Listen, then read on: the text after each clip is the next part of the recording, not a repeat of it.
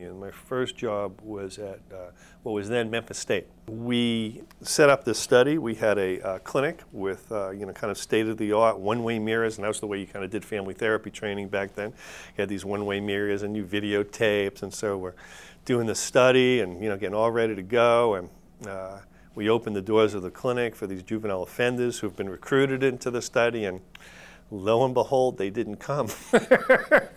And we kind of learned, one of the lessons is with this population, you're just going to get really high no-show rates. They won't come to us. These delinquent offenders won't come in and get videotaped so we can, teach the graduate students family therapy. And so we'll go to them.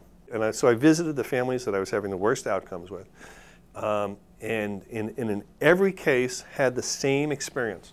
I'd go up to the door, knock on the door, they'd let me in, I'd sit down somewhere in the living room, and within about 15, 20 seconds, I would realize how incredibly stupid my brilliant treatment plans were. And they were incredibly stupid because they might have made some sense from sitting in an office and thinking about the problems, but made no sense in the context of the life and world that these people actually lived in.